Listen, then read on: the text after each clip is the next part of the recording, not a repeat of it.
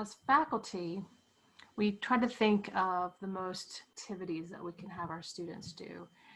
And when we start thinking about multimedia assessments or assignments, it can be a little overwhelming. We're not quite sure where to start. So I wanted to interview Vaughn Stewart to kind of talk us through, a multimedia assessment or activity. So Vaughn, can you introduce yourself to everyone? Hi, everybody. My name's Dr. Vaughn Stewart. I'm the director of the Digital Action Consultation and Training Studio here at UNCG, although we usually just shorten that to DAX, or Digital Act Studio, you'll see as well. I'm also academic professional faculty in the Department of English and teach a course every semester that prepares students to actually work in the Digital Act Studio. So yeah, that's me in a nutshell.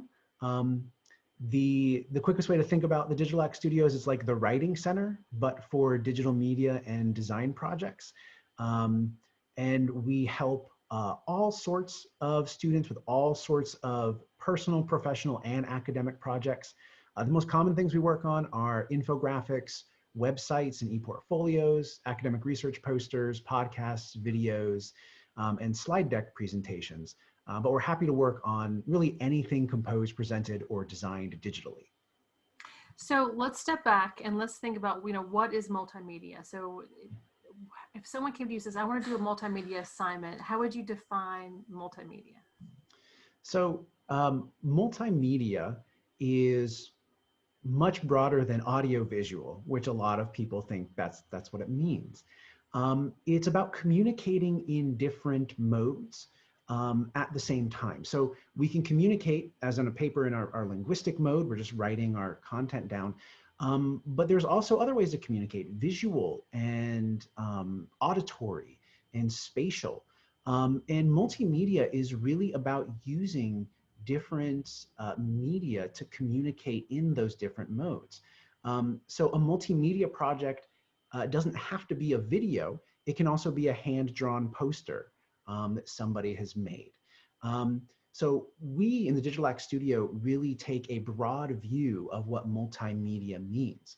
We still do a lot of audiovisual stuff, but we do so much more than that. A slide deck presentation is a multimedia presentation. Even a thesis and a dissertation. We've worked with students on those as multimedia presentations about how to format them, how to design them and lay them out in order to really connect with their audience and convey their information in a way that's meaningful and impactful. So creating multimedia assignments sounds intriguing, but also sounds daunting. So give me some benefits. Why is this helpful for my students? Yeah, so I think that it's not just helpful for students, it's helpful for faculty as well. From the student side, we find that a lot of students really enjoy communicating in a different medium than just a paper that they hand to the professor. That's sort of the default for most assessments, but requiring students to do something like make a podcast can really spark a lot of their creativity. And another thing that it can also do is give them some really great real world skills to put on their resume. Depending on how these assignments are framed, people can learn how to create websites, edit audio and video, and those are really, really valuable skills. Another thing that is really helpful for students, and this is I think it's also helpful for faculty as well, is that oftentimes these multimedia assignments require students to think through their topics in a new way. Mm-hmm. They now have to communicate about this topic in not just 8 paragraphs of a paper, and in conceiving of it in a new medium, they really have to sort of synthesize the information that they're getting and think about repackaging it in a way that makes sense for that medium. And there's so much critical thinking that is so valuable there. And it's such a great place to really see some students who are perhaps stronger in other ways of communicating really sort of come into their own. And it's a really good challenge as well for students who are just really good at papers to break out of that and start thinking in different ways. I love that in my class as a faculty member. You know, I love seeing that from my students. Um, I also love that I am not only grading papers. It is nice to have some variety there as well. And it can also be a brand new shared sort of genre between me and my students, depending on what they're doing. If they're making a podcast, it's it's it's wonderful as a faculty member to be able to talk with students about how they enjoy that medium itself, and what their interest and investment is in that, and then how we can even sort of leverage that into the assignments itself. And I often get sort of some immediate buy-in from students on these assignments just because they enjoy consuming that form of media, and so they're excited to produce it as well. I've used multimedia assignments for my students, and they do enjoy it once I explain the parameters of it. Sometimes that takes a bit of a journey. But I'm thinking of the faculty member who's always done papers or who always done certain things like a test. How do I get started? What's my first step? Well, I think the first step is, yeah, well, one first step is you can always talk to me. If you, the first step is really, honestly, I think celebrating your desire to do something different. I don't think that in academia, we're often trying to get to the implementation and everything so quickly, but it is nice just to take a moment and think, you know what? I kind of have this crazy idea, and that spark is really valuable. And whenever I talk with faculty about, you know, getting to the implementation, getting to the rubrics, I always do want to take a moment to just celebrate that, you know, that just that spark that I want to try something different and engage my students in a different way. You know, at the Digital Act Studio, we provide, you know, support sort of holistically. We have consultations. Students can come in and have a consultation. We have workshops, so we can work with courses and provide sort of intervention that way. And we also work one-on-one with faculty about how to make sure that they're creating assessments that are meeting their pedagogical goals and really setting students up for success, that they aren't doing something along the way that is going to prevent students from creating a really effective multimedia project. Um, so for people that start out, I often like to highlight some of the ways that we can support them. I also like to remind them that if they are looking for a certain type of project, that it is always good to start small. That it is, if you want, for example, to do an infographic in your as one of your assessments, but that is going to take some work for you to really fit it in there. Perhaps, you know, bring it back a little bit and start with maybe one data visualization that needs to be incorporated into the paper that they have produced. So starting small can help there as well. So, Vaughn, can you share some examples of faculty who are working with your office to create multimedia assignments? Yeah, sure. So we work on a bunch of different media, and I actually have pulled together some different types of media that we're working with.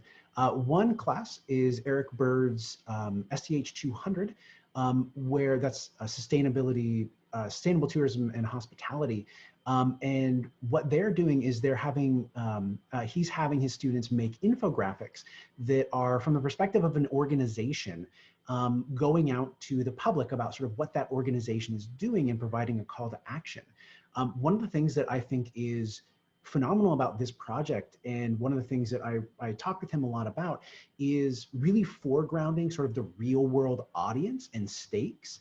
And I think that's so helpful for students to be able to sort of put on that cap of, you know, they know what their role is, they know who they're trying to reach.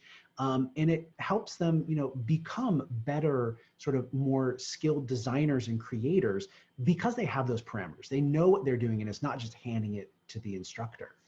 Another class that I'm working with is Marketing 309 with two instructors, Monty Beasley and Lori Makowski.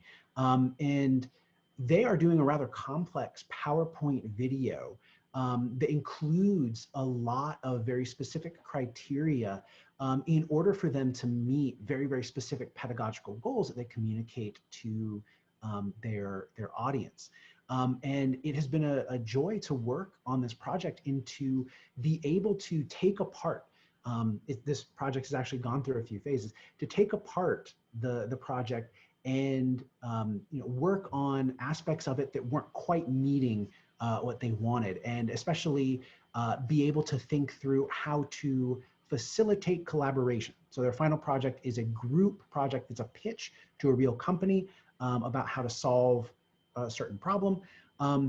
And to be able to see the project not just as a final assessment, but a way to get students collaborating and to really leverage tools that they will need in the real world to make something wonderful and to collaborate in that process. Another course I'm working with is Joan Sutton's Community and Therapeutic Recreation 252.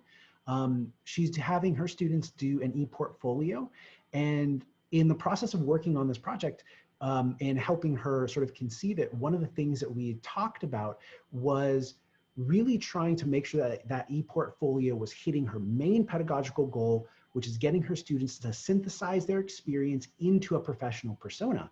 And so we, when we're talking about this project, we would sort of put everything on the table, and our platform choice, we're using Google Sites, for example, is really to make sure that certain aspects of this project get out of the way so that we can get towards that professional persona synthesis as quickly as possible. And one final course I'm working with, Meg Horton's RCO 252, which is biology for non-biology majors. They're going to be producing posters. And one of the, I love this about this project is it's getting non-biology people to communicate in a way that biology people communicate in all the time. And so understanding, just how this is how a poster is sort of part of the trade of communication in biology is just phenomenal. It really stretches people who aren't in that field to understand how to both visually communicate and concisely, because you don't want too much text up there, communicate as well. The Digital Act Studio is open to any member of the UNCG community to get feedback on any project at any time. So all faculty are more than welcome to start having their students, to encourage their students or require their students even to come visit the Digital Act Studio for any project. I would hope that if you have a class of hundreds and want them to come to the Digital Act Studio, please let us know so we can start sort of making sure that people are spaced appropriately. If you do want to integrate sort of a small assignment, you want to, if you're a faculty member and you say, you know what, I want to start in a very small way. I want to have my students do a video post to a discussion board worth 5 points, but I want to start in a small way, sort of integrating more multimedia into my projects. That could be done really quickly. I would be more than happy to field any questions or comments over email. If you have a draft of something, you're always more than welcome to send it to me. And yeah, fairly quickly, within a few weeks, if you have a small assignment like that with good, clear parameters, you can integrate it fairly easily. If you are, though, thinking of a larger, like summative assessment, something that's going to span weeks of your course, sort of like a unit project, it's often really helpful to start, a couple months in advance. If you do, whether you're starting from zero or you are sort of revising something, I would recommend emailing me a couple months in advance, because so much depends on sort of the initial conception of that project, getting that foundation really solid in order to make students successful.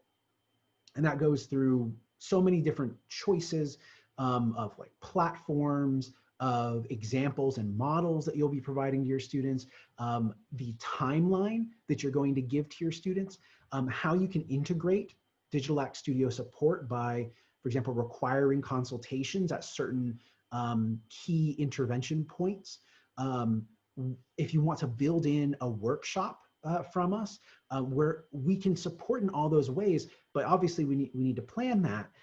So I would recommend contacting us, in advance.